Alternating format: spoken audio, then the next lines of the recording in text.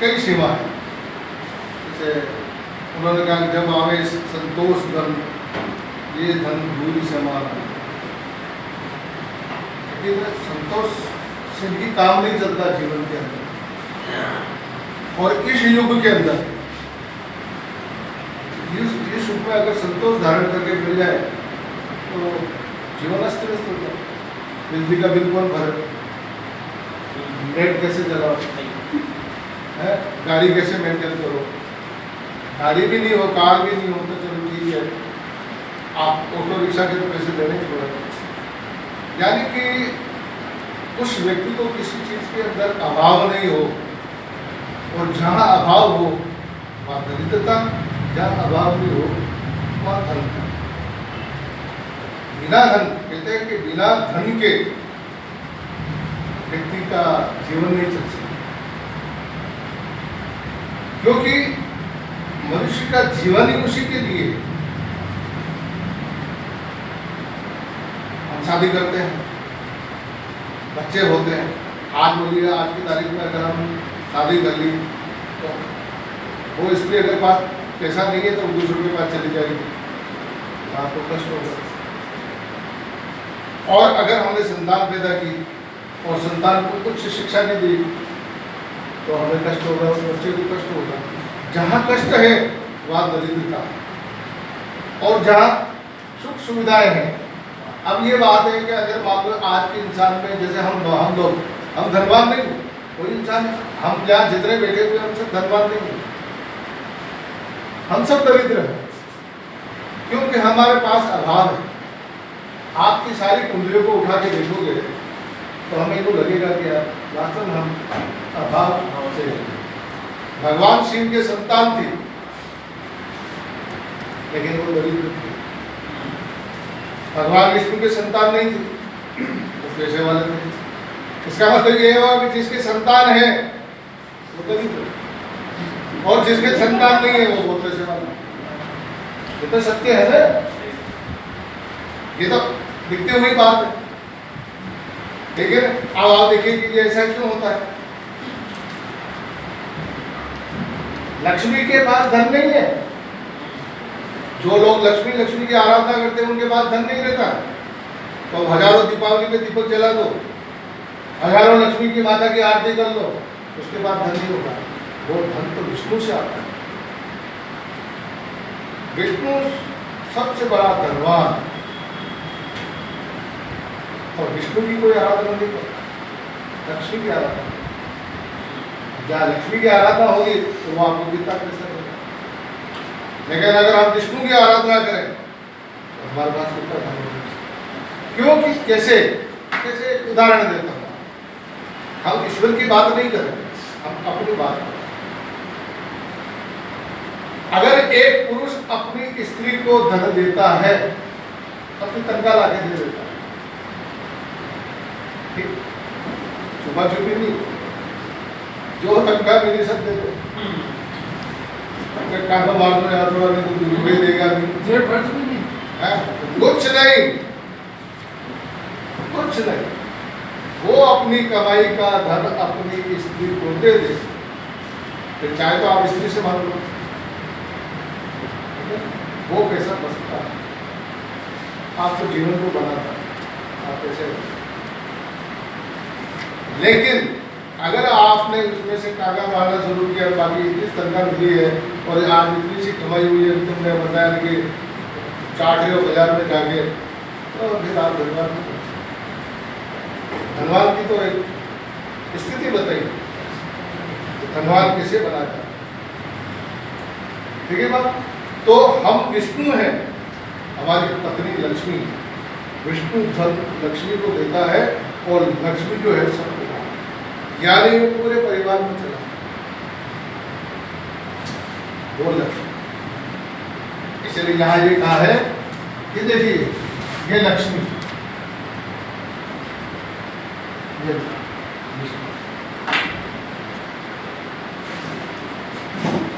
ठीक है ना। आप देखिए इन ग्रहों के अंदर सब स्त्री राशियां बैठी हुई, इन ग्रहों में सब स्त्री राशि। और इन ग्रहों में सब पुरुष राशि, काल पुरुष की कुंडली, काल पुरुष की कुंडली में ये सब स्त्री राशियां हैं, ये सब पुरुष राशियां। धन, परिवार, कुटुंब, वाणी, सब ये आपको इससे मिलता है। सारा सुख, वाहन, मकान, जितना भी आप सुख चाहते हैं, ये सुख का धन यहाँ से मिलता है। शत्रु, रोग, जितनी भी चीजें ये है, ये आपको यहाँ से मिलता है। ये भी स्थिति, ठीक है। आयु को, उम्र को बढ़ाने वाली, बुद्धियों की विजय प्राप्त करने वाली और आपके गुप्त धन, ये भी स्थिति, कीर्ति वगैरह, ये जितनी भी चीजें हैं, ये आपको स्त्री देती है। और मोक्ष भी आपको स्त्री प्रदान करेगी। देह पे कंट्रोल करना, ये भी स्त्री का हाथ है। पुरुष के हाथ में क्या है? बल है, शरीर है, आपके लाभ है, संतान है, बुद्धि है, काम है और आपके भाग्य। ये पुरुष के द्वारा धन की प्राप्ति होती है और स्त्री के द्वारा इनको कंट्रोल। ठीक, अब आप देखिए तो क्या हमारा शास्त्र कहता है, वैदिक शास्त्र,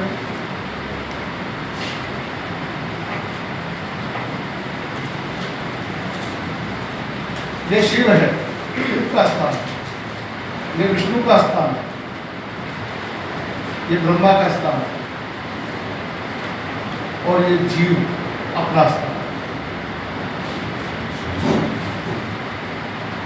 ठीक, अब आप देखिए, ये जीव इन तीनों को प्राप्त करने की कोशिश करता है। तो देखिए आप, लग्न सबसे बड़ा कारक होता है शिव। हम शिव हैं। शिव क्यों है? कि हमें कल्याण की भावना। विष्णु या क्यों है? कि पालन की भावना, उत्पन्न करने की भावना ब्रह्मा में। और जीव इन सब के चारों तरफ, इनके लिए इन पर दृष्टिपात है। यानी कि चारों केंद्र जो है, ये एक ऐसी स्थिति का निर्माण कर रहा है जो जीवन को बनाता है। अगर कर्म को, अच्छे कर्म को लेके हम यहाँ देखिए, जीव है तो यहाँ लक्ष्मी हुई ना, विष्णु की पत्नी लक्ष्मी हुई। और यहाँ अगर मान लो यानी कि ब्रह्मा है, तो ब्रह्मा की स्त्री तो कोई है ही नहीं। आप लोग सरस्वती ब्रह्मा की स्त्री नहीं थी। ठीक है ना? शास्त्र को अगर हम देखे जाए, ज्ञान से अगर पढ़े, तो ब्रह्मा की स्त्री है, सरस्वती को माना गया, लेकिन सरस्वती नहीं है। सरस्वती तो वाणी है जो ब्रह्मा के मुख से, हमारी स्त्री हमारी वाणी है। अब आप देखिए कि यहाँ ये जीव जो है विष्णु को प्राप्त कर रहा है, तो यहाँ पर कौन है? लक्ष्मी है। विष्णु की प्राप्ति में जीव तो उसको लक्ष्मी अपने आप मिलेगी ना। क्या? क्योंकि ये स्त्री है और ये भी स्त्री, ये भाव की स्त्री का, ये भाव की स्त्री का। लगे बात को? अब रही बात तो शिव की ये पार्वती है, सप्तम भाव। यानी कि ब्रह्मा यहाँ उत्पत्ति करता है, बिना स्त्री की कोई उत्पन्न कर सकता है? नहीं कर सकता। तो ब्रह्मा कौन? तीन जीव, तीन मुख जिसके हैं, तो ब्रह्मा। चार मुख जिसके, तो चारों चार वेद जिसे कहा गया, और वो वाणी बिखेरता, इसलिए उनको स्त्री की बात की। यहाँ देखिए आप, ब्रह्मा तो ये शिव उसकी स्त्री। ब्रह्मा की स्त्री कौन? शिव। क्यों भाई? ये शरीर तो उसी से बना है। यहाँ जाके वो सब बन जाता है, यहाँ जाके वो सब बन जाता है। इस कुंडली को अगर हम देखते, आप बताओ, 1 2 3 कहाँ बैठे होंगे? सूर्य बुध कहाँ है? शुक्र कहाँ है? गुरु कहाँ है? अब आप इसको हम काल से कुंडली कह रहे हैं। ये क्या काल से कुंडली है? नहीं।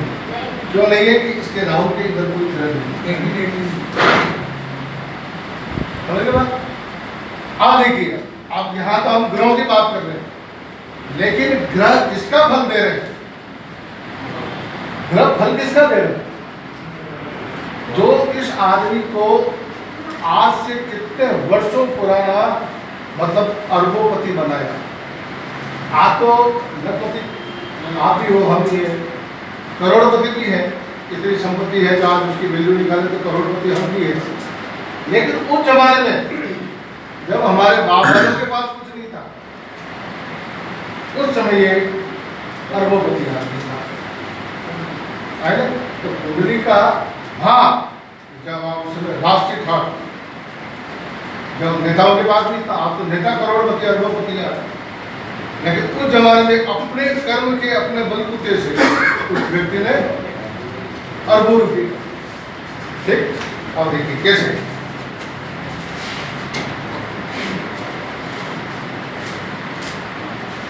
ये गुरु के नक्षत्र का, ठीक?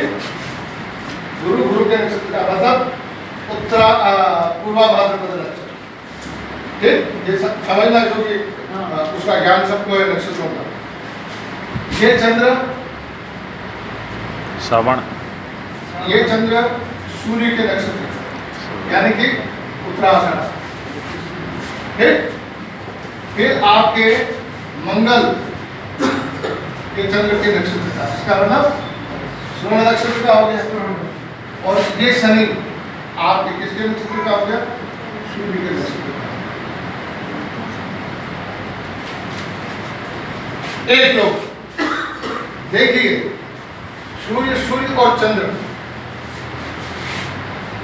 अब आप बोले कि नहीं, तो आप देखिए कि यहां जो ये योग बन रहा है, चतुर्थ और पंचमेश का योग, पुरुष स्त्री का, स्त्री पुरुष बना योग।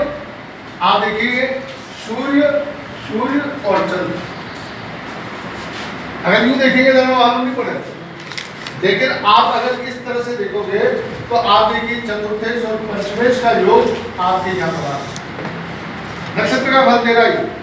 अब आप क्या बोलोगे? अरे यार, चंद्रमा और सूर्य तो एक जगह है ही, आप ग्रहों को देखोगे तो है ना, चतुर्थेश और पंचमेश का क्या योग बना? क्या बना योग? नहीं बना। नहीं, इधर आप देखिए इसका भी और इसका भी योग नहीं बना। शनि और सूर्य का योग क्या बना? गुरु और शनि का योग। आप यहाँ पर ये लग्नेश का भी योग आप देखिए कि लग्नेश मंगल बन गया है, लेकिन ये चंद्रमा के नक्षत्र का है, चंद्रमा सूर्य के नक्षत्र का है, और शनि भी आप देखो सूर्य के नक्षत्र। पहला में इधर वापस देखो आप, ये सूर्य केतु के नक्षत्र का है, और बुध जो है आपके शुक्र के नक्षत्र, ये शुक्र जो है आपके गुरु के नक्षत्र का है, ठीक है, और ये राहु आपके सूर्य के नक्षत्र का है, और केतु आपके शनि के नक्षत्र। अब आप देखिए, ये गुरु, ये भाग्येश गुरु यहाँ बैठा हुआ, ये शुक्र नहीं बैठा हुआ। भाग्येश गुरु आपके शुक्र का शुक्र फल दे रहा है, यानी कि गुरु यहाँ पर, ठीक। और आप देखिए कि ये सूर्य जो है ये केतु का फल दे रहा है, जो आपके भाग्य स्थान में बैठा हुआ देश सूर्य के समान। तो यहाँ अगर मान लो सूर्य और इसका धैर्य, तो ये तो केतु के नक्षत्र का हो गया। और आप देखिए ये केतु जो है शनिवार फल दे रहा है, तो शनि का बैठा हुआ इनके साथ। लेकिन अगर हम ये देखेंगे तो फिर तो उसके दरिद्र के योग बना देंगे, वो तो हो ही नहीं सकता। लेकिन यहाँ इसके एक ऐसा योग बना हुआ है जो आपके चतुर्थ और पंचमेश आपके इस, ठीक है। ये कौन है ये आदमी? ये देखिए, अब साहेब गरवारे, अब साहेब गरवारे, आपने उद्योगपति बहुत बड़ा। कहाँ गए? इसका जन्म हुआ 21/12/1903 में 14 बजे पासगंज या घर वाले फैक्ट्री शूटिंग अपने आरोपी को लोग में लेते थे उस समय। और ये बात तो यहाँ पर अगर मान लो यानी कि इस तरह की स्थिति बनती है, इनका संबंध जगदीश का संबंध सत्यम का संबंध अगर कहीं पर भी बनता है उसके पास कपूर संपत्ति है। केंद्र और त्रिकोण का संबंध कहानी कि ये आप देखिए 1 2 3 4 ये लक्ष्मी का स्थान, ये पुरुष का स्थान, तो ये आपके पुरुष का स्थान केंद्र त्रिकोण का। लेकिन इनका संबंध इनका संबंध अगर बनता है तो उसके पास अतुल संपत्ति उसके जीवन में किसी चीज की कमी नहीं। ये सबसे बड़ी बात। आगे बात समझ में इसको धन के पक्ष में हमेशा नक्षत्र को देखो, आप ग्रहों से पता नहीं पड़ेगा, इसलिए मैं बार बार कहता हूँ कि नक्षत्रों से ग्रहों का योग होता है। अन्यथा ग्रहों को नक्षत्रों में क्यों लेते हैं? शास्त्र ग्रहों को नक्षत्रों में क्यों लेते हैं? बहुग्रह है नहीं, 27 नक्षत्रों में क्यों बांटते हैं? क्या ऐसा कारण बन गया था? कल मैंने एक प्रश्न डाला था व्हाट्सएप पे, मैंने लिखा था कि 12 भाव पढ़े कैसे, किसी ने जवाब नहीं दिया। और सिर्फ अपने ग्रुप में नहीं, कई ग्रुपों में डाला, किसी का जवाब नहीं आया। आप बताओ, तो जो एक सिंपल जो एक पहले प्रकट दीजिए 12 राशि और 12 भाव बनाने की जरूरत कहाँ पड़ गई थी? जो ब्रह्मांड में है वो हमारे पिंड में है। पिंड और ब्रह्मांड की गणित ही उसी से गणित निकाली गई सारी, अलग से गणित कोई नहीं होता। विषय का चिंतन तो उन्होंने ये सारी चीजें उत्तर दी। अब एक कुंडली और बना था, इसको समझ में आ गई कुंडली क्या योग बना? इसका इसका। अब ये सभी है या सूर्यवत फल दे रहा है, मंगल जो चंद्रवत फल दे रहा है और चंद्र सूर्यवत फल दे रहा है। शनि क्योंकि इस करने के लिए शनि अकारक है, जो ग्रह अकारक है वो अच्छा फल कैसे देगा? तो शनि तो यहाँ बैठा हुआ तो नुकसान भी हो जाएगा। लेकिन ऐसा नहीं है, शनि किस नक्षत्र का है? अब जैसे मिथुन लग्न की कुंडली है, गुरु यहाँ बैठा हुआ, अब गुरु अब यहाँ बैठा हुआ है, धनु राशि में बैठा हुआ, तो गुरु किस नक्षत्र का है? तो वो फल देगा। ऐसा तो बहुत शनि का फल बड़ा होगा, क्या शनि का फल होगा? अब कहते हैं कि शनि जिस घर में बैठता है उसकी वृद्धि करता है। ठीक, अब आप देखिए राहु सूर्यवत फल दे रहा है, इसका मतलब इसके कालसर्प योग 1% भी नहीं है। ठीक, आप इधर देखो सूर्य केतु का फल दे रहा है और बुध शुक्र का फल दे रहा है, तो बुध शुक्र का फल दे रहा है और ये गुरु का फल दे रहा है। तो यहाँ गुरु जो है भाग्यश होके और यहाँ बैठ गया, और शुक्र जो है आप देखिए यहाँ बैठ गया बुध की घर में, इस स्थान का स्वामी होकर यहाँ शुक्र यहाँ बैठ गया। तो आप देखिए यहाँ पर यहाँ शुक्र और गुरु का दोनों का एक्सचेंज योग हो गया, परिवर्तन योग हो गया। जो परिवर्तन योग हुआ इसको बहुत उच्च स्तर पर पहुंचा। भाग्यश और व्यापार का कारक है नहीं है। अब प्रश्न पूछोगे कि व्यापार का कारक ये क्यों है, सप्तम भाव व्यापार का क्यों है? आपके मन में एक उत्पन्न होगी, आप कहते हो ना सप्तम भाव व्यापार है, तो क्यों है सप्तम भाव व्यापार? कोई प्रश्न का जवाब दे सकता है सप्तम भाव व्यापार का क्यों कहा ऋषियों ने? आदान प्रदान का काम करने को व्यापार कहते हैं। हाँ, और सप्तम भाव में पुरुष कामना करता है, मन इच्छा करता है और इच्छाओं को सप्तम भाव के माध्यम से पूरी करता है, कोशिश करता है। नहीं लेकिन वो तो करता है। हाँ बोलो, वो अष्टम से 12वां भाव हो जाएगा। उससे क्या होता है? 12वां भाव विदेश का भी किसने देखते हैं, विदेश की तो बात ही नहीं चल रही है। सप्तम भाव व्यापार का क्यों कहते हैं? व्यापार क्यों है ऐसा? पार्टनर का भाव है। किसी को पार्टनर पार्टनर भी क्यों है, व्यापार क्यों का पार्टनर तो है ही, अपने सब जानते हैं, लेकिन व्यापार को क्यों कहा? देखिए ये संपूर्ण जीव काम का व्यापार करता है। संपूर्ण जीव प्राणी मात्र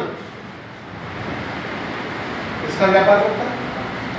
ये काम है, ये व्यापार का भाव नहीं, आप पहले इसको व्यापार मत मानो, ये काम है, काम का भाव। काम में क्या होता है? पुरुष देता है स्त्री को, स्त्री सहर्ष लेती है और सुख और संतुष्टि मिलती है। संतुष्टि का परिणाम ये होता है, स्वर्ण उत्पन्न होता है, संतान, यानी कि ये इसका लाभ है। जब तक लाभ नहीं हो तो वो व्यापार क्यों करेगा? जब तक लाभ नहीं हो तो व्यापार क्यों करेगा भाई? तो यहाँ व्यापार में भी ये होता है, क्रेता और विक्रेता। बाल लेने गया आदमी, कैसे क्रेता बन, उसके बाल को पसंद आया, उसने लिया, उसने धन दिया, यानी कि दोनों को संतुष्टि मिली। जहां दोनों को संतुष्टि मिलेगी वो ही व्यापार है, अन्यथा व्यापार नहीं। इसलिए ऋषियों ने इसको व्यापार कहा। जहां सबसे ज्यादा व्यापार काम का चलता है, हर प्राणी मात्र काम का व्यापार करता है, दूसरा कोई व्यापार नहीं हो रहा, इसलिए यहाँ पर व्यापार को कहा। प्रथम भाव को व्यापार क्यों कहा गया है, इसकी लिखा है। ठीक, अब आप देखिए क्यों कि ये भाव महत्वपूर्ण है व्यापारी के लिए। यहाँ ये शुक्र स्वयं गुरु का फल देके यहाँ बैठा होता है, और यहाँ भाग्येश और इन दोनों का परिवर्तन हो गया, इसलिए इस व्यक्ति के पास अतुल संपदा नहीं। एक उदाहरण और देता हूँ।